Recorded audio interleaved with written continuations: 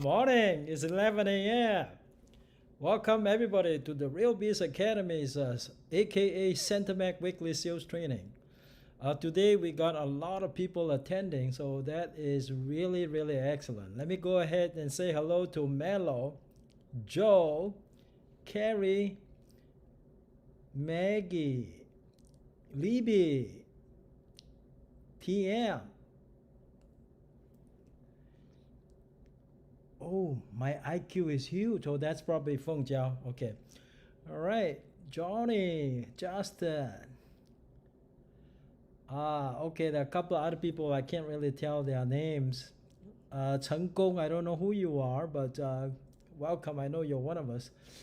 Tanya, Howard, Nick, Kevin, Maria, and of course, Sam. All right, good morning. Today we got 4 topics to cover.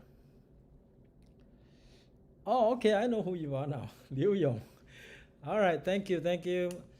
4 topics, 4 important topics, I'll say. But before I do that, I just wanted to update you on where we are in Centermac.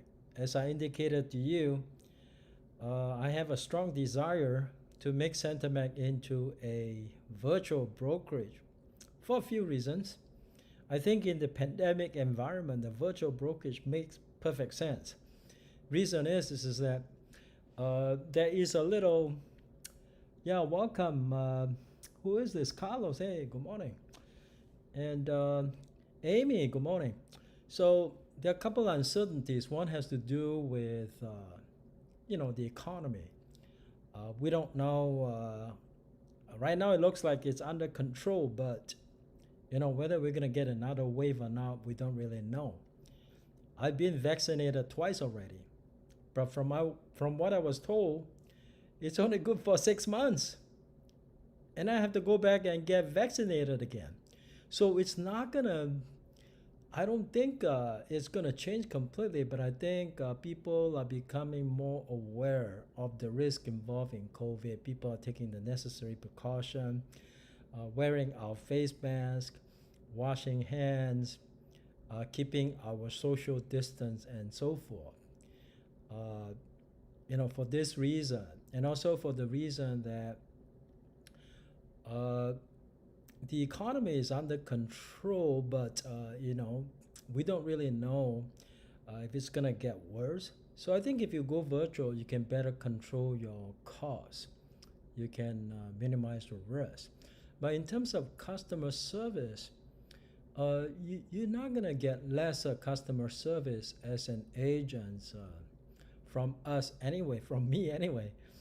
And the reason I said that is for all the newcomers, the newer agents, they all have a mentor assigned to them. So newer agents will get the support that they need. The mentors are my, hello Carrie, and there are a few people that not sure I know your name. I apologize.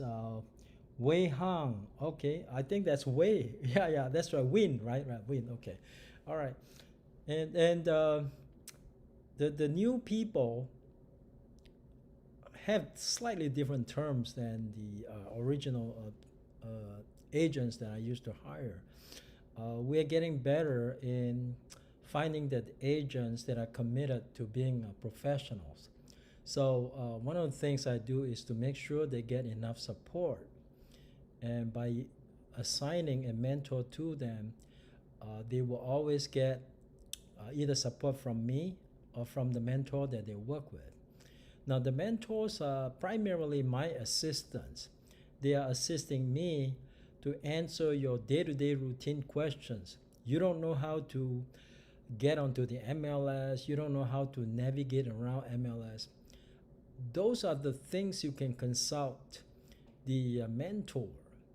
Okay, now the things that I prefer, I spend the time with you, will be things related to your sales, how you're gonna get business, and when you get a potential client, what are some of the things that you should know before you made an appointment with that. Those kind of things, I think I can put my time better to better use for those kind of things. Things like how to open a run a, install an e-key. You go to your mentor for that, okay?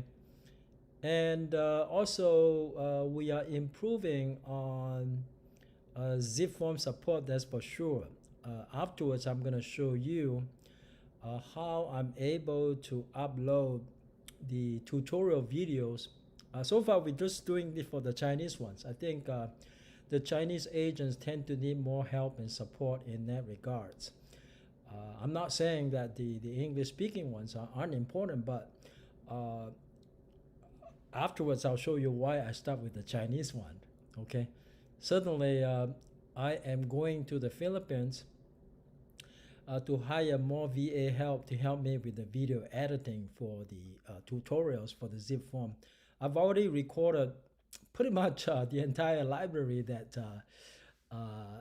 has the zip forms, except for the newer forms. You know, the standard ones, they're all in video format already. I just need somebody to edit it. The editing is to cut out all the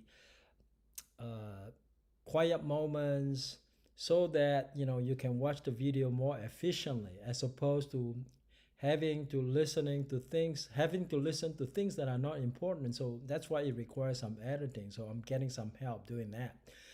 Just to illustrate, okay, and I want to show you my share screen. For those of you, it's just a concept that I'm introducing today. I'm not introducing the entire library of the video, but I'm just introducing the search capability of my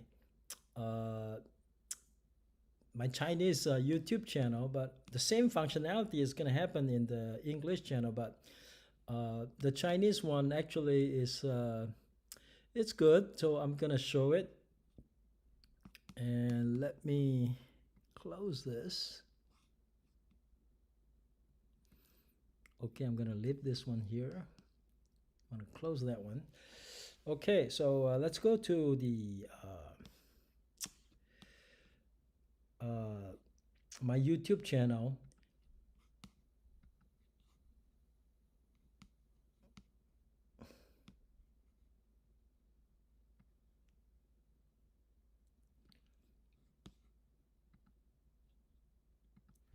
I want to show you how easy it is to search for the form tutorial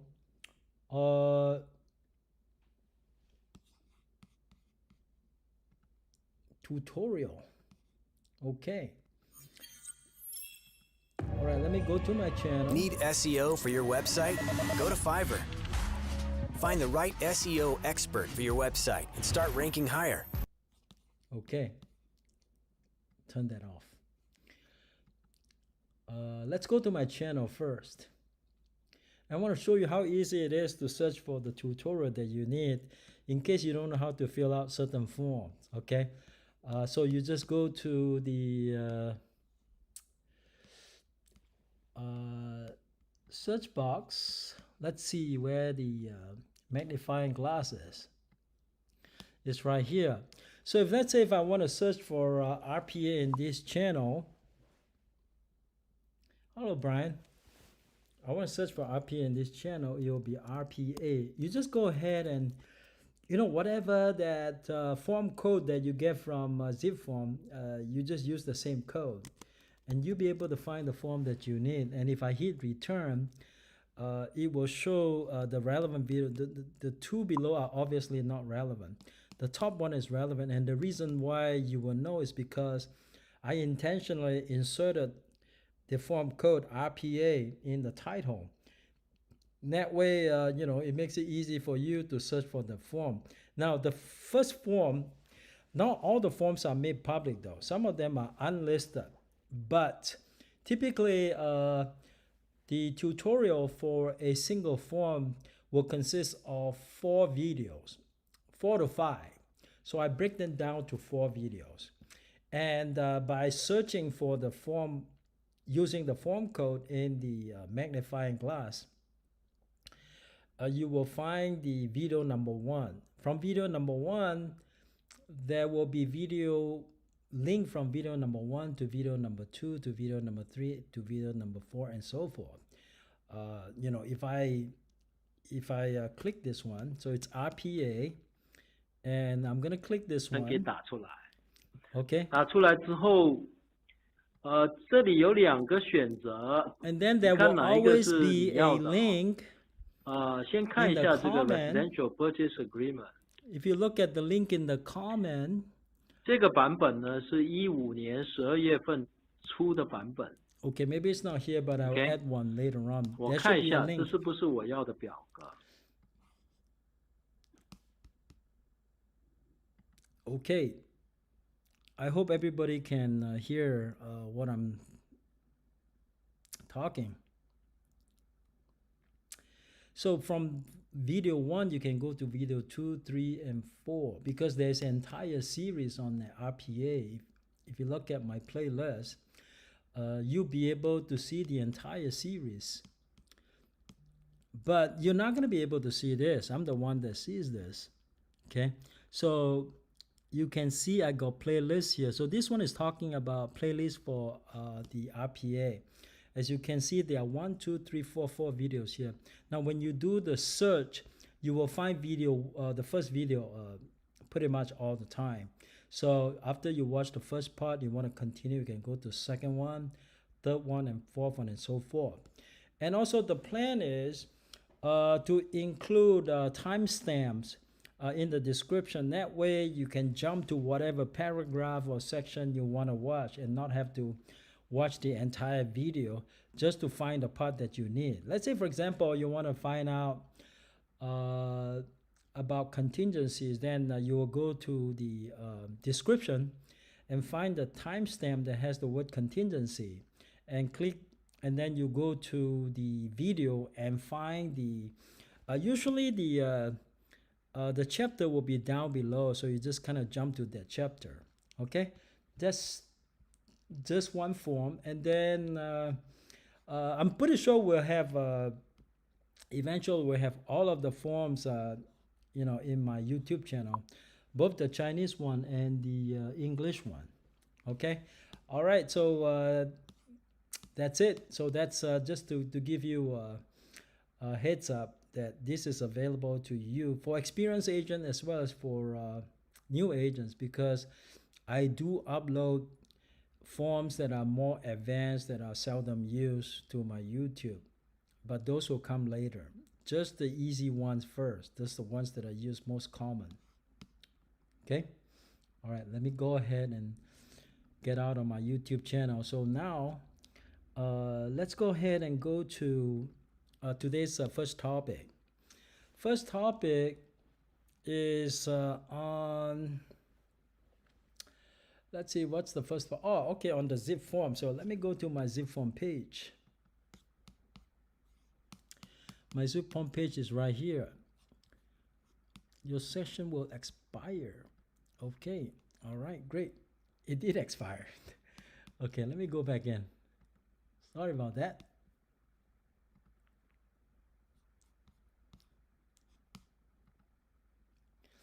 All right, access zip form.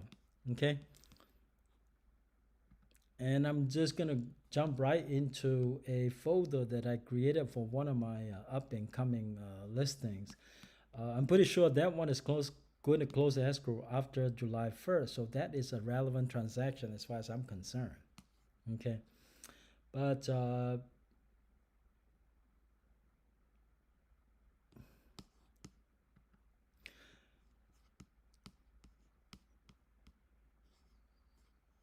okay.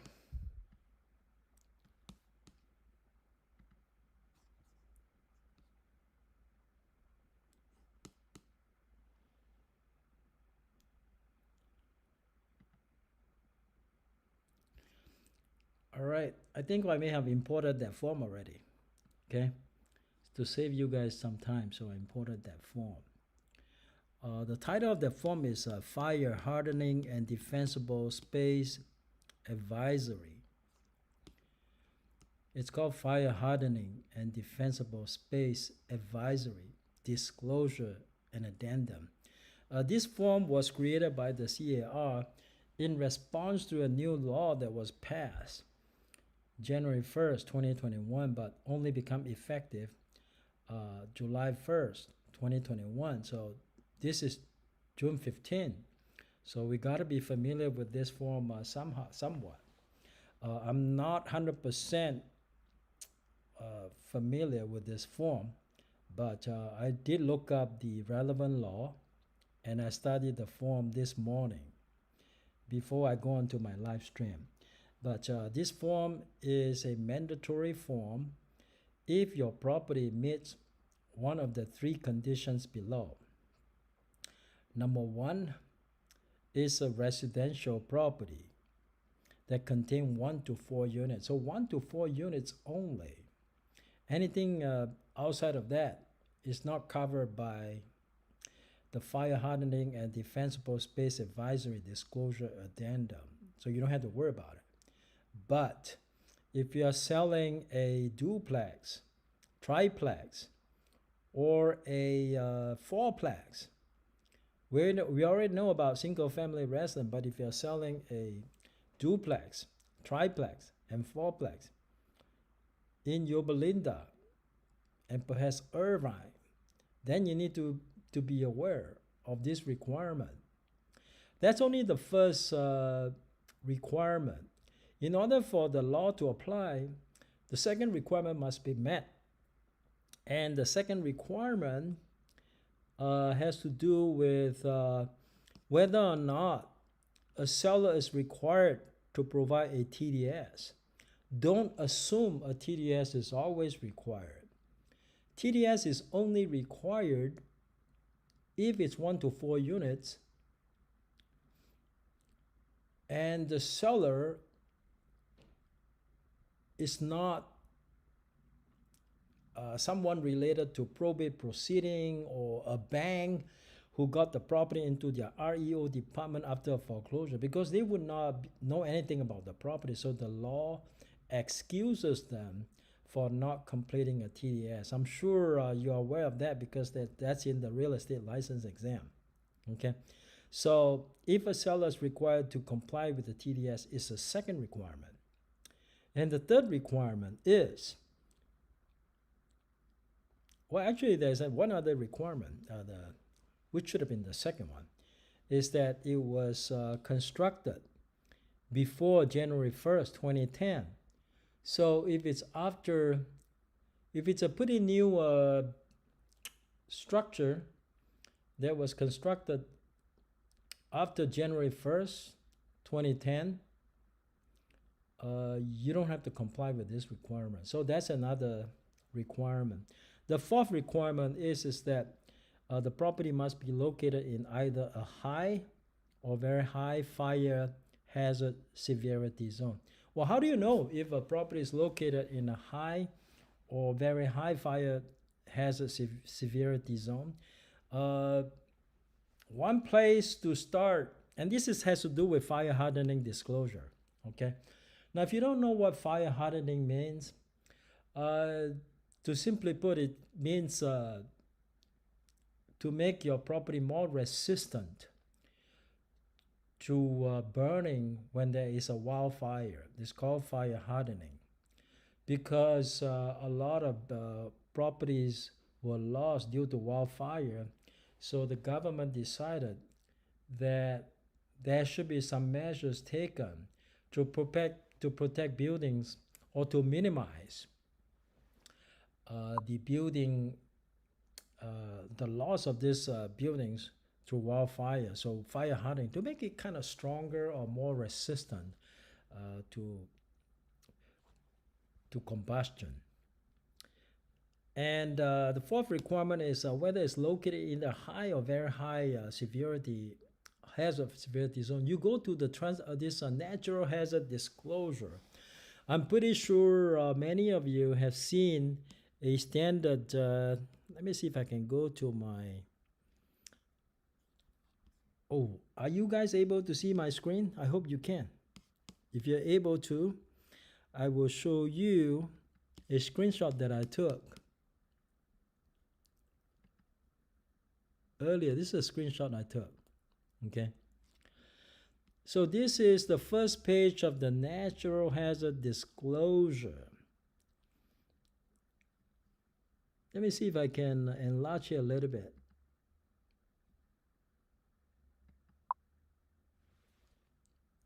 Okay, hi Kevin, hi Kathleen, hi Lisa, hi Annie. Now this is the first page of the natural hazard disclosure. You see there is a checkbox on the first page. It says a very high fire hazard severity zone. You see that this one is checked no. Now if you see no, you don't have to worry about this form, really. So that's usually the first place you will go to see if you need to worry about this form, is to look at the natural hazard disclosure. If you are a listing agent, it makes sense for you to order your natural hazard disclosure even before you put the property on the market. That way you have the information right in front of you. It's all stated here. Someone else did the work for you. You just need to pay for it and then figure it out. Because this responsibility is undertaken by a third-party company. It would not be your responsibility. Now, if you rely on an NHD report, I don't think you need to go to the city to check it out. I think NHD report is a good source to rely upon. Okay. Now, if it is checked yes here, so you need to worry about it, right? But since it's checked no, we're not going to worry about it for now. Okay. So, but just for purposes of illustration, assume that it was checked yes. So we're going to continue with the discussion. So we know it's checked yes. Okay. So let me close this. Okay. Now let's go back to that screen. This one, the second one, is about defensible space compliance. Whether it's fire hardening disclosure or defensible space compliance, the 4 requirements are the same. It has to meet actually on the defensible space compliance, there are 3 requirements. One of them is missing. Well, which one is missing? The one is missing is actually the year built, so be careful. So, year built only determines if, you need to make any fire hardening disclosure. So if you take away the year built, if it meets the remaining 3 requirements.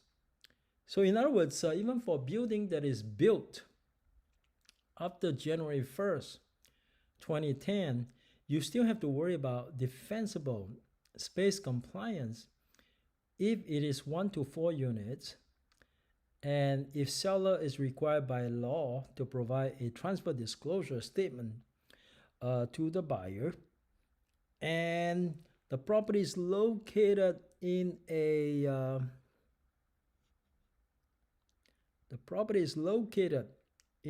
high or very high fire severity zone. If these 3 requirements are met, even for newer building, defensible space compliance is required. Now, what exactly is defensible space compliance? I only know that there needs to be a 100 feet clearance between the structure of the building and the area. It's called 100 feet. Okay, so in other words, there's some kind of a buffer zone. There got to be some kind of vegetation.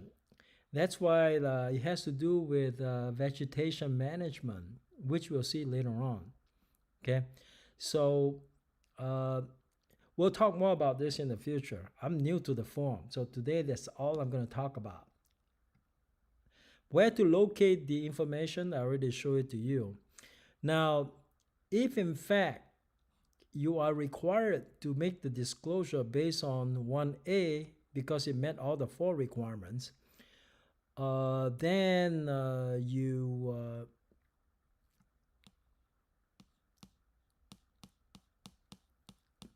well, then because the default is the home is in a high or very high fire hazard severity zone. Okay.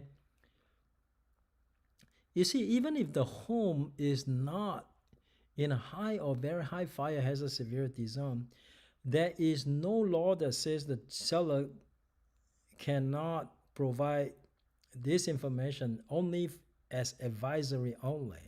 So even if you're not in a high or very high fire hazard severity zone, you can just go ahead and check this here, okay? Only as an advisory, okay? But this is a voluntary disclosure. I'm thinking to myself, because it is a voluntary disclosure, why bother? Okay, why should you go ahead and, go ahead, but if you want, you can do that, but it's not required by law. It's only advisory. That's why it's not a disclosure. And of course, if you are not in a fire severity zone, that's all you're gonna to fill out as far as the form is concerned. And then you can pretty much go to the end of it, okay, and sign your name, and that's it. Nothing else you need to do. But if it is in fact in a high or very high fire hazard severity zone, okay, you got more work to do. In that case, you're gonna go to the fire hardening vulnerabilities. You see, the most sellers are not sophisticated enough to answer this question, but certainly the seller would be able to tell you if it's a single pane window or double pane window. So if it has certain features that make the home vulnerable to wildfire and flying embers, and if it's in the high or very high fire hazard severity zone, the seller would have to answer this question, right? I think the most obvious one to me is whether it's single pane or not. And then, of course, there are other things that even I myself are not too familiar with. More to share with you later on. But we certainly need to be able to provide the answers when the seller asks this question, well, Kenny, how should I fill this out? My home is in a high or very high fire hazard severity zone. I don't know how to fill this out. Of course, you can throw your hands up and say, I don't know either. Okay, well, somebody has got to provide the answer, right? Hello, Hannah.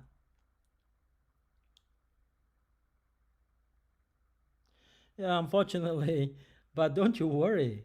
I will do a separate tutorial in Chinese, okay?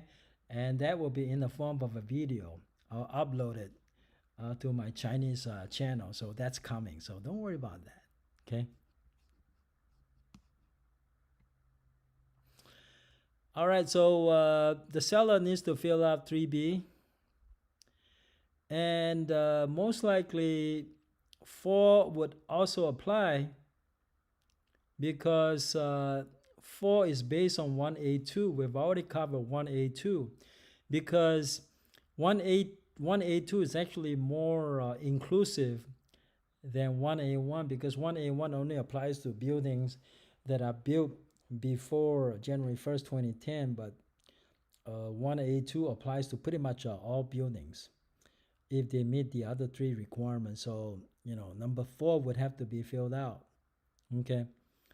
It's not easy. I mean, for Chinese speaking seller, I mean, how are they going to understand all of this? I'm going to need to do a video on that in Chinese. Okay. And then, the seller is going to have to go to the city to find out if there's any local, actually, in this, on the defensible space requirements, the seller only needs to check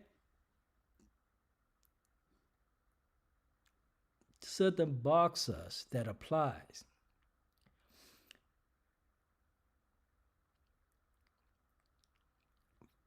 the default is just paragraph 1. Okay, paragraph 1 says the buyer, you're going to take care of it yourself. You are going to go ahead and acquire the documentation yourself. Okay, I'm not going to help you with that. The condition to ask the buyer to do the checking themselves is that if there is no local ordinance requiring proof of compliance with defensible space law. Well, you have to check with the city government, because in some cities,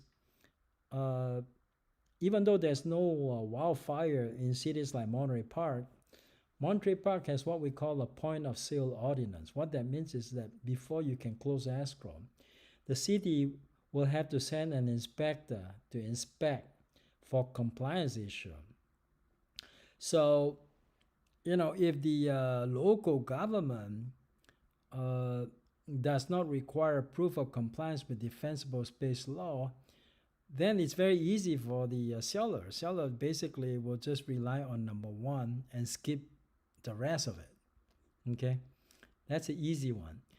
And however, even if there is no local ordinance and the seller somehow within the last 6 months has already obtained documentation of compliance with the state defensible space law, then this is the state requirements that the seller just obtained. So the seller would have to check this box in case the seller got the report in the last 6 months, got the documentation in the last 6 months.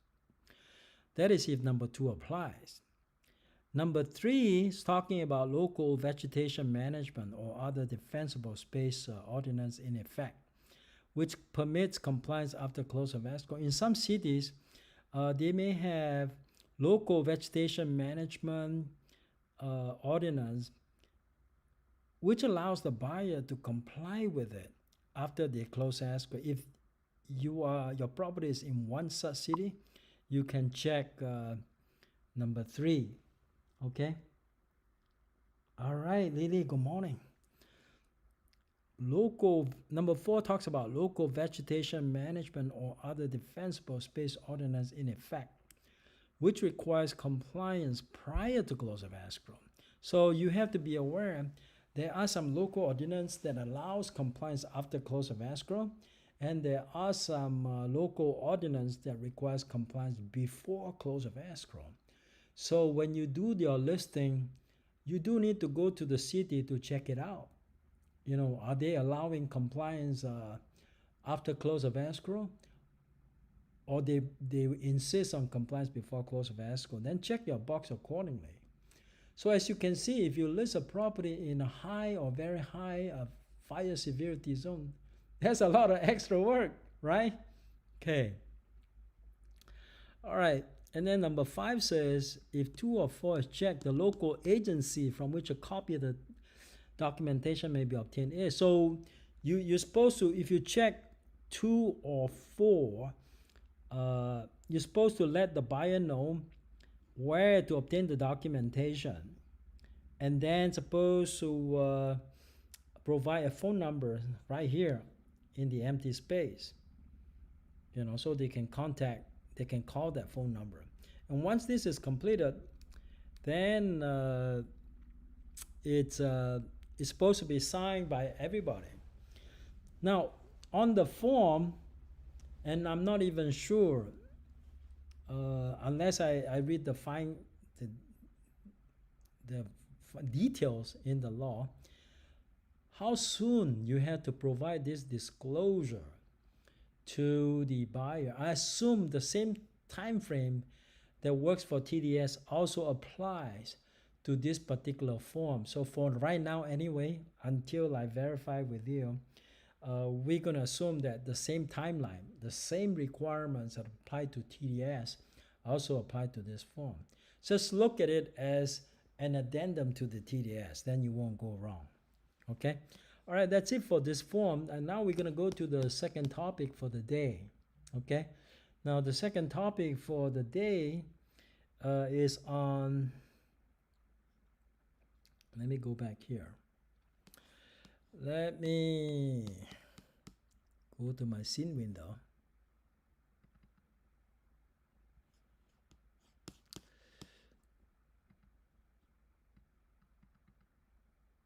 I'm not seeing my scene window. Oh, right here. Okay, good.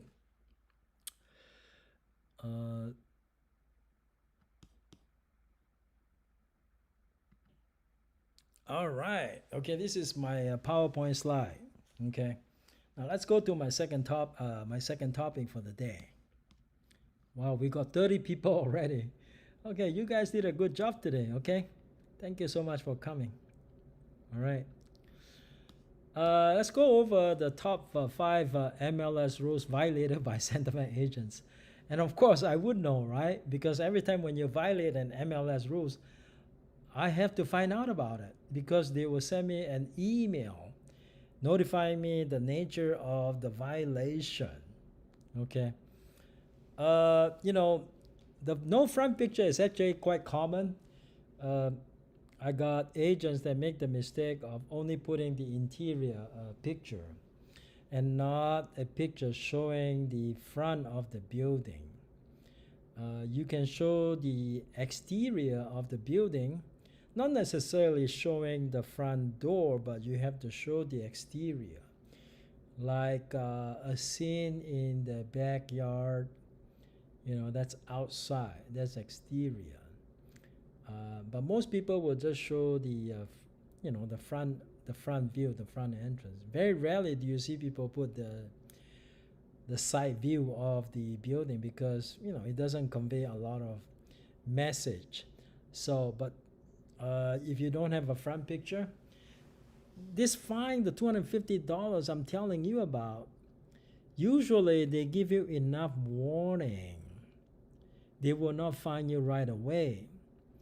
The only time for this particular violation anyway, no front picture, I think they give you a second chance. So the minute that you receive notification that you have this violation, if you take care of it right away, instead of just ignoring their email, you'll be fine. You will not get fined. Okay? And so just remember, this is pretty basic stuff. For me, I don't forget anyway, because I think the front of the building is actually pretty important. So, hello, Arena. Thanks for coming. The front of the building is actually pretty important, so I usually would not miss it. So, personally, it doesn't happen to me, but it happens to some of my agents. I haven't had somebody that would delay fixing the problem until they get a fine, but I'm letting you know the fine will be about $250. Okay? Now, the second top 5 MLS rules violated by Centermac agents has to do with update closing in listing or auto sale. This is very common. Okay? Even I violated it. I mean, it's very easy to violate because sometimes we get so busy. So my advice is, you're supposed to update this thing. Say, for example, you just close escrow today. You got 2 business days in which to update your, to change it from pending to close or sold. So you can actually set it up in your Google Calendar, or have your TC help you remind you about it. Okay. Now, speaking of TC, starting January 1st, 2022, we're gonna have our own TC in-house. No more outside TC. I think with in-house TC, we can run things more efficiently. Now, even though we may have to get used to the fact that they are in a different time zone, but they start work at about 4 p.m. in the afternoon, and they work through the evening. Just need to adjust your work schedule accordingly. Okay. And they'll remind you. They will remind you, okay, to update your closing. But of course, you have to let them know enough details. For example, if you give them your purchase contract and then based off of your purchase contract, they'll be able to figure out what is your expected closing date. Now, if you're going to do an extension of time, make sure that your TC get notified. If you are the type who forgets easily, like myself, I forget easily. So I must either be very good at setting up Google Calendar alerts, or I must train a TC that is competent. That way, I have a competent TC working for me. They will help me remind myself about all these important dates. That's to update the closing date. Now, what is auto sell? Okay, there is a difference between updating it from pending to closing and auto sell. Auto sell means, for example, at the time you sign the purchase contract, it's a 30-day escrow. And let's say, for example, the escrow is supposed to close on July 28th. But then because the buyer's loan got delayed, now I'm talking about this, much of this is about Southern California, even though number one, the no front picture applies to all MLS. Update from pending to sold also applies to all MLS. Now, some places actually require 1 business day. Most places allow 2 business days for you to update, and that's business days. Okay. Now, the auto sell it's unique to CRMLS. Auto sell, let me finish the example. That means that if you have a 30-day escrow, you just signed a contract today. That means that you're supposed to close escrow on July 15th. But then prior to July 15th, you got an email from a buyer who said, my loan got delayed. Can I get an extension? So you consulted with your seller. Seller said, yeah, I'll give you an extension. So you completed the extension of time addendum, for example, to extend it from July 15th to August 1st. But then you forgot to update the MLS. It still says July 15th. And then in your busy schedule, you forgot to update. So come July 15th, the MLS system is going to know that, hey, you know what, you have this down as July 15th. It's already July 15th. Why haven't you updated your expected closing date yet? So what they do is first they send you a warning. Now, even if you don't update on July 15th, your busy schedule made you forget about it.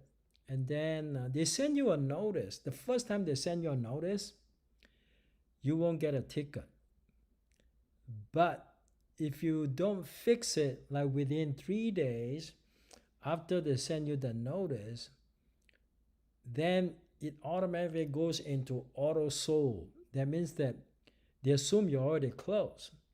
So they assume that, you're already closed. So they basically just kind of change the record to you. And then by the time you call them and say, hey, wait.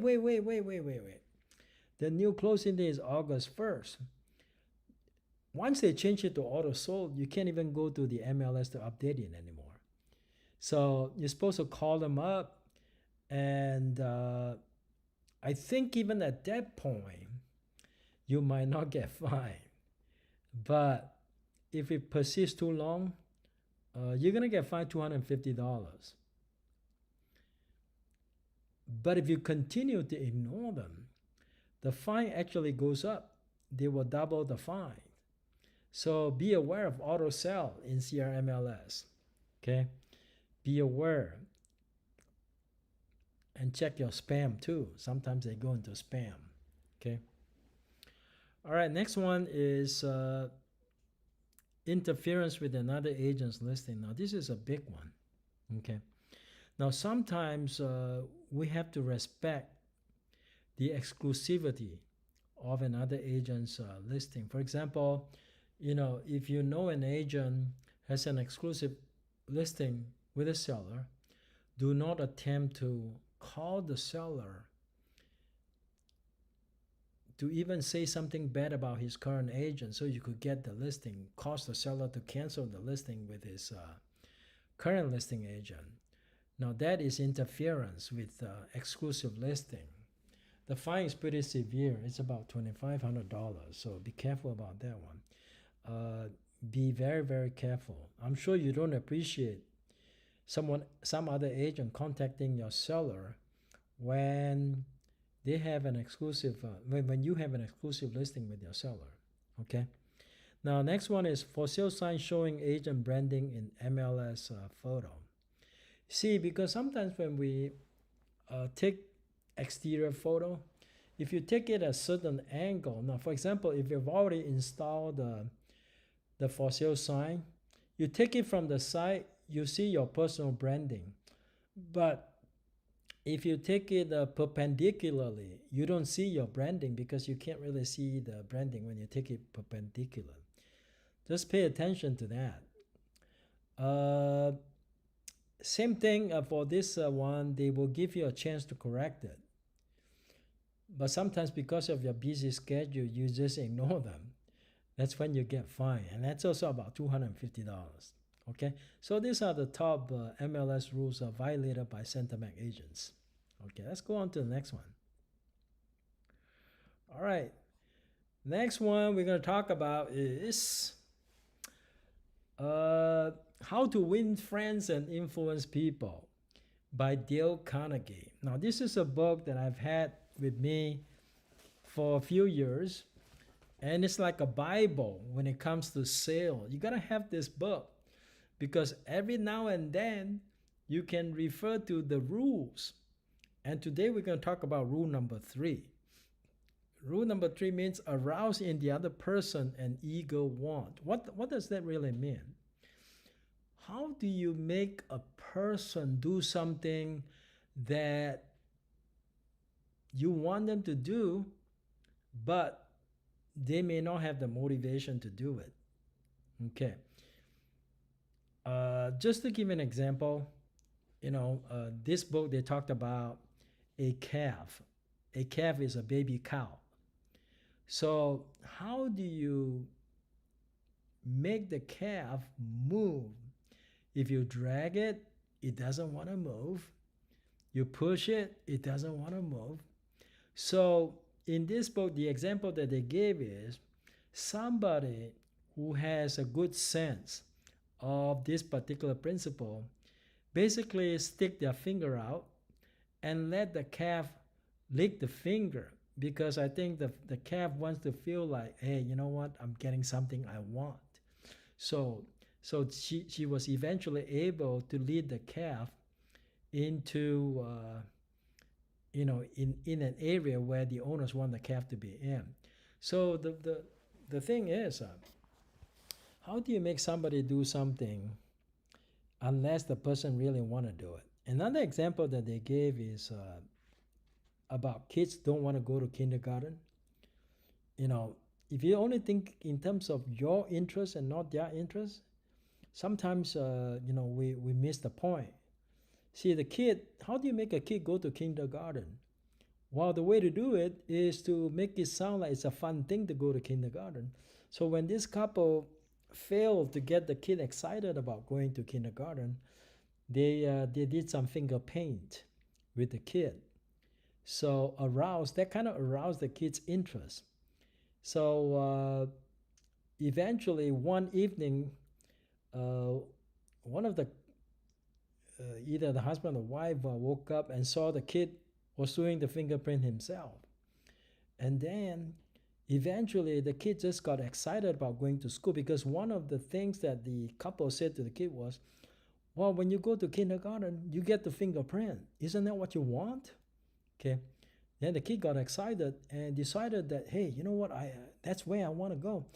And the kid would wake up early in the morning, anxiously waiting to be taken to the school. Okay, so the same principle applies in getting a listing. You know, sometimes when I was working with Michael, we were able to sign some listings that had 6% commission. One time we got a listing for 7%. Okay, and we apply some of these principles, that's for sure. If you can arouse in the other person an ego want, what does a seller want? Most of the time, there are only a couple of things that they want.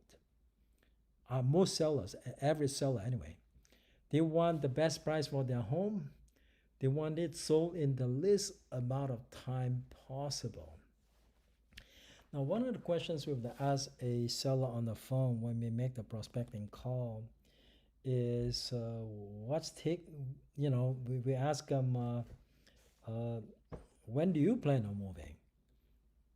Now, if you have the right seller on the phone, if the guy is in the right frame of mind to sell his home, then you ask the relevant questions. But if the guy is not in the right frame of mind, you ask him, when do you plan on moving? He says never.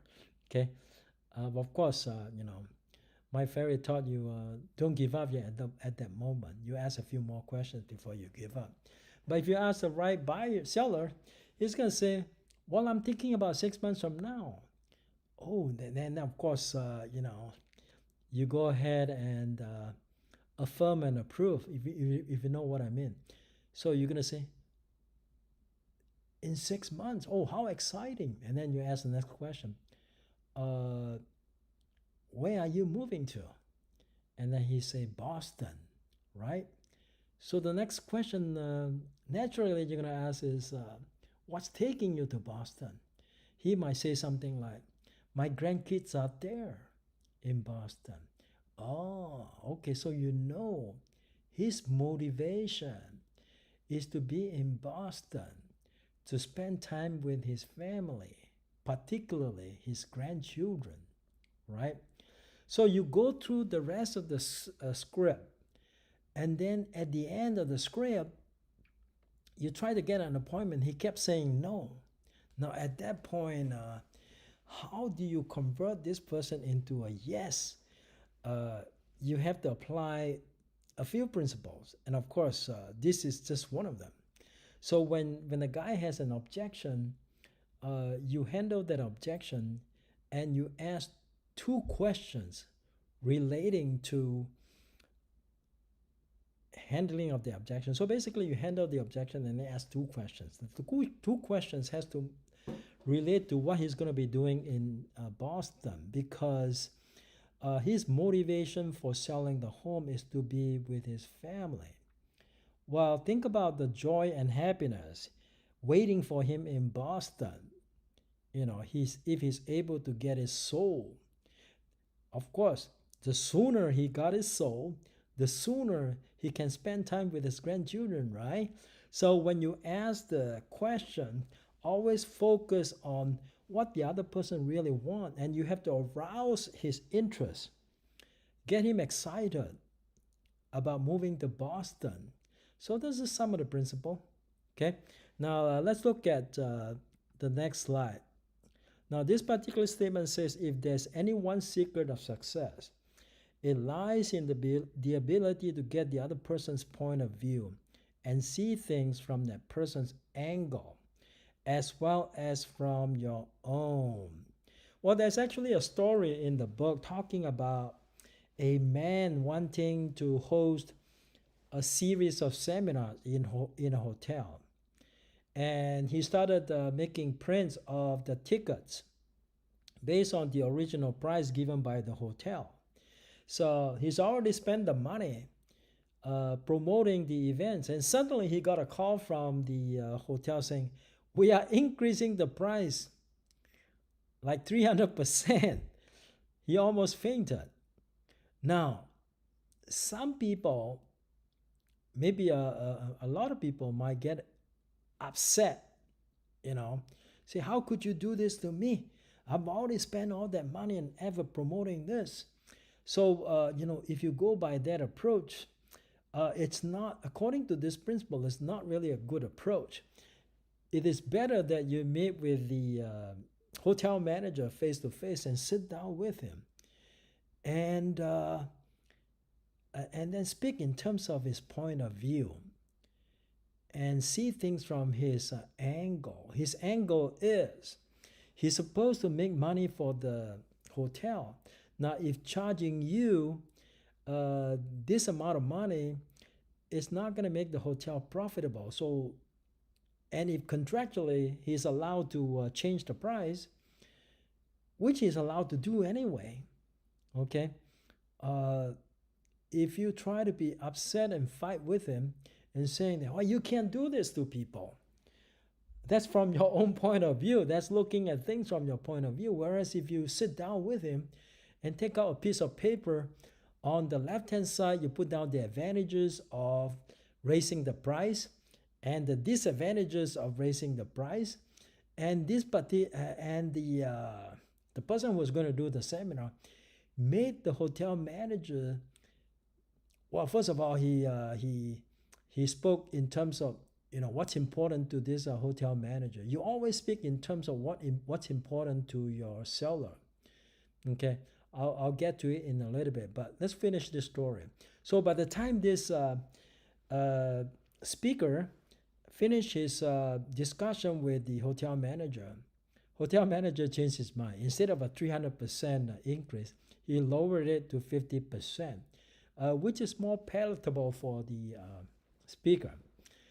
The bottom line is this speaker made the hotel manager see, the hotel actually will gain more by allowing his seminar to move forward, because according to this speaker, his seminars are very popular. It will bring a lot of patrons to the hotel. Now, if they cancel it, these patrons might not visit the hotel because there's no seminar.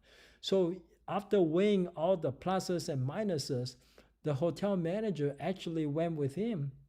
So he never had to argue or get upset with the hotel manager. He only made the person see things from that person's angle as well as from his own.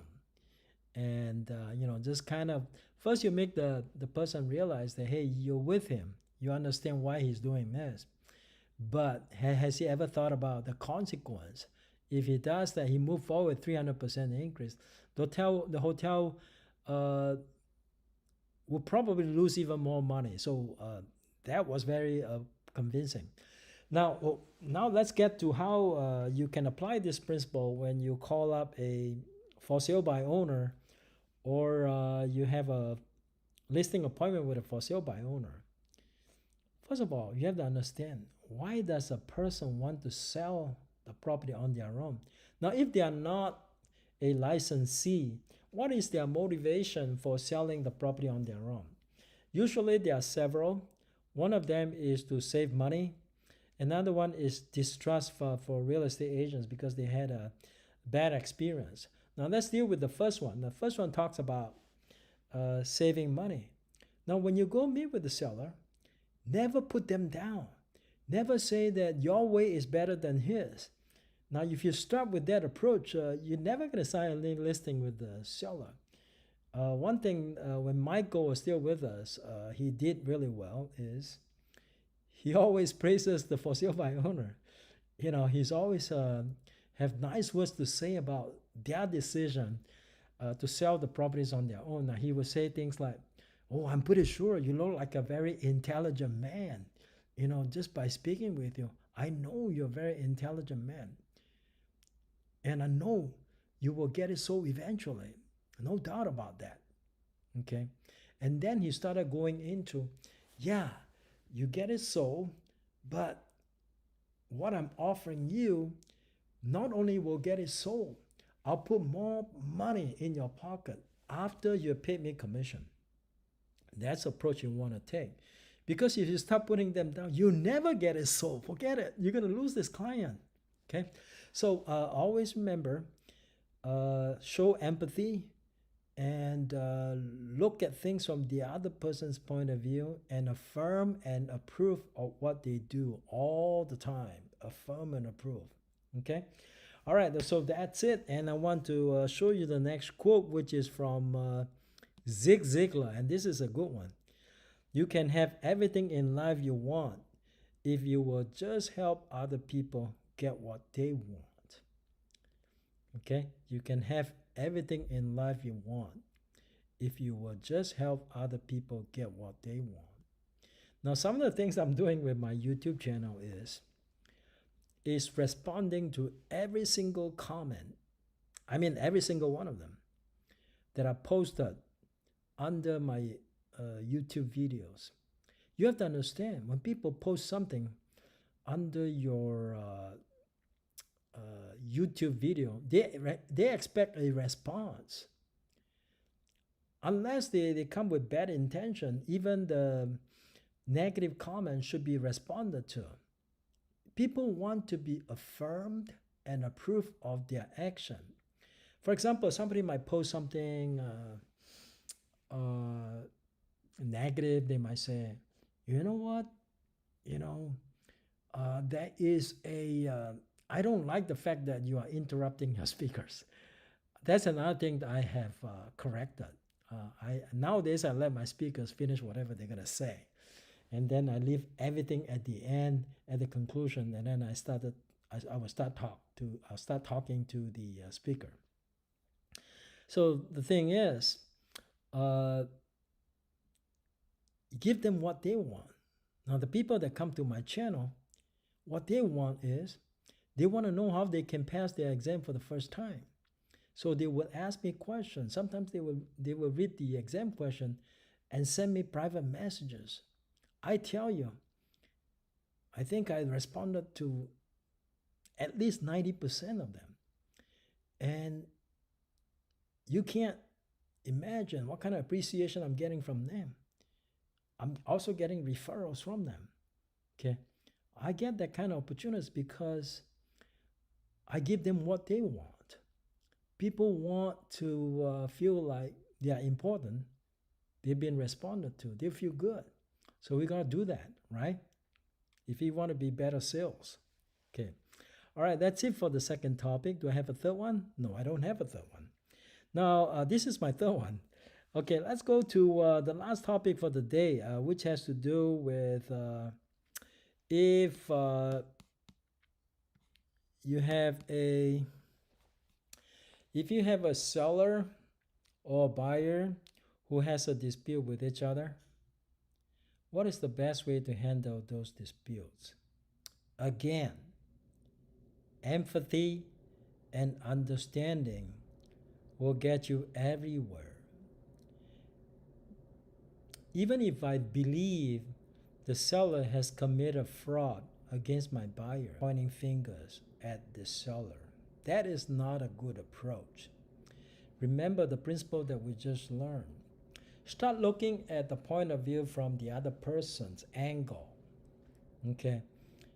And then approach him and say, you know what, I appreciate the number of extensions that you gave my buyer. If not for those extensions, my buyer wouldn't be able to buy your property. Okay?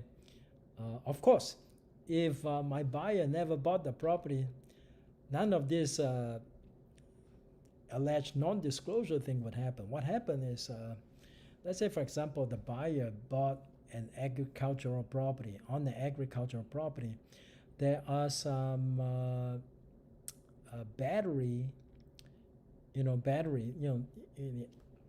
farm that they need the electricity. Some of the battery cells are broken, but because there were so many extensions, I think probably a 3 months delay in close of escrow. Maybe initially when the buyer first saw the property, also initially when the buyer did the inspection, the batteries were working, they were fine. Okay. However, at the final walkthrough, it was discovered they were not working. Well, what does the RPA say? The RPA says that the seller supposed to maintain it in the same conditions or substantially the same condition as when the buyer first saw it. So at the final walkthrough, when the buyer discovered, hey, these batteries were working fine when I first saw the property, even at the inspection, now they're not working, but that's before close of escrow. Now when you have a situation like that, ordinarily it would have been a better decision to not close escrow. But this is a unique situation because there have been multiple delays. And another problem was that the buyer had a loan, and if it caused another delay, I think the concern is, what's going to happen to the loan. So in this case, our agent actually made the decision to close it and then attempted to communicate with the seller about compensating the buyer for the dead battery, because I think it will cost about $8,000 for those batteries. Now, what would have been a better decision on that? A better decision, of course, would have been, because the seller had waited 3 months already, right? So logically, the seller would definitely want to see this deal close. So wouldn't it be better at that point to get the seller to sign an addendum to give the buyer credit before you close escrow? That would have been a better decision, though. Instead of dealing with the seller after close of escrow, when we deal with the seller after, the money is in his pocket already, he has less motivation to deal with you. So it would have been better to say, hey, why don't we work out a settlement? I know it's been a long delay already. Why don't we work out a settlement where, you're giving my buyer $8,000 credit, and then we sign this thing, we close escrow. Had that been done, the buyer wouldn't even have to worry about that problem. The buyer can just go. It's all about the money, though, in this case, right? Now, if the two of them cannot resolve the battery issue, instead of going to arbitration, which of course they have the right to do, the better approach would be, they can fight it out in small claims. But let me tell you a little bit about small claims, though. Small claims cases outcome can be very unpredictable. You can be very disappointed and shocked at the small claims outcome. So a lot of people don't understand. They think that justices are just justices, or justice is justice. But you don't always get justice in court. You get resolution. Whether you like the outcome or not, you get the resolution. But I frankly don't like small claims cases because it can be so unpredictable sometimes. It happened to me a couple of times on my own cases. I was shocked at the results. So I would suggest that you go through, you use your communication skills and negotiation skills, the people skills that you learn from this book, and apply it and see if you can get it resolved, okay? Always start in a friendly manner. If you start in a friendly manner, I think you probably can move things along. You can get resolution. But if you start pointing fingers at that person, it might be a little tough. That's why there's something I hate doing, because sometimes my client will want me to know, you're an attorney, right? You're supposed to write one of those nasty letters. I say, no, I don't enjoy writing nasty letters. I'm a different person now. I prefer the friendly approach. If that doesn't work, then it can get nasty, of course. Okay, but most of the time, if you approach in a friendly manner, you can actually get some kind of resolution. Remember, you're a real estate agent. You want to be spending your time out there making money. You don't want to spend a lot of time helping your buyer resolve dispute. Time costs money. So, but in case you cannot resolve this thing informally, what you're going to do is you're going to come in here, and there is a website. Let me go to my screen sharing mode. I think that's number 3. Okay, let me see. All right, we're in screen sharing mode, and I will show you a CAR website. You go to a CAR website in case you need to go to mediation. CAR has a page. It's called Consumer Mediation right here for consumer. Now, you can actually find the mediator you want. They are not cheap. They are pretty expensive. They used to be very cheap. It used to be that I can get a mediator for less than $200 an hour. Now I'm looking at this, it's like $350 or $400 an hour. Now, if you're looking at a half the mediation, 400 divided by 2, that's $200 times 4, that's $800 each side. There are some cheaper ones, I'm sure, but this is what a typical list looks like. Okay, but sometimes the $1,600 it's worth it if you find the right mediator. You see, this person here, most of them are attorneys. Okay, now if you get like a realtor, might be a little cheaper. Even see $300. That's an attorney mediating the dispute. Okay, I was thinking of getting on the list at one time, but $275. Nobody below 200. Okay, so as you can see, it's getting to be very expensive these days. So if you use the right approach, you handle it well, you never have to end up in mediation. Now, let's say, for example, you do the mediation, and then you go ahead and not settle the case. The next thing is the arbitration. Now, sometimes the accusation is against you. If the accusation is against you, I suggest you go to mediation as well, because there's usually a deductible. Now, someday you're going to learn about how to have the deductible waived by the insurance carrier, but there's usually like a $10,000 deductible. Okay, that's out of your pocket. So you want to mediate the dispute before it escalates. Always open up the channel of communication. Communicate and then try to resolve this thing without having to go to arbitration. Once you're in arbitration, you can kiss your commission goodbye, that's for sure.